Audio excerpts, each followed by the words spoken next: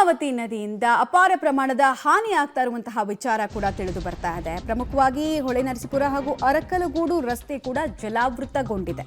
ಅಗ್ನಿಶಾಮಕ ಠಾಣೆಗೂ ನೋಡ್ತಾ ಇದ್ದ ಹಾಗೆ ಹೇಮಾವತಿ ನೀರು ನುಗ್ಗಿದೆ.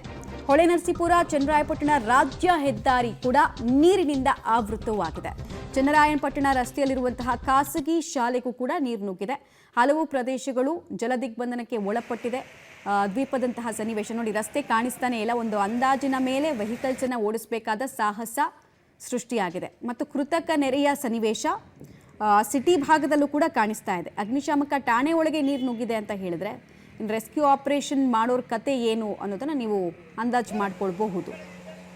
ಹಲವು ರಸ್ತೆಗಳು ಈಗಾಗಲೇ ಹಾನಿಗೂ ಕೂಡ ಒಳಗಾಗಿದೆ. ಮತ್ತು ಹಾಸನದ ಈ ಭಾಗ, ಈ ಅರಕಲಗೂಡು ಹೊಳೆನರಸೀಪುರ ಎಲ್ಲ ಇದೆಯಲ್ಲ, ಇಲ್ಲೆಲ್ಲ ಅತಿ ಹೆಚ್ಚು ಹೆವಿ ವೆಹಿಕಲ್ಸ್ ಮೂವ್ಮೆಂಟ್ ಆಗುವಂತಹ ಜಾಗ.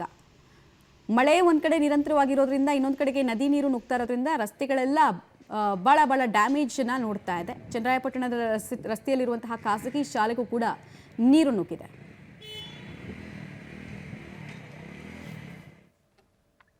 ಸೊ ಹೇಮಾವತಿ ನದಿಯಿಂದ ಸಾಕಷ್ಟು ಸಮಸ್ಯೆಗಳಾಗ್ತಾ ಇರೋದನ್ನ ನಾವು ಈಗಷ್ಟೇ ಹೇಳ್ತಾ ಇದ್ವಿ ನಿಮಗೆ.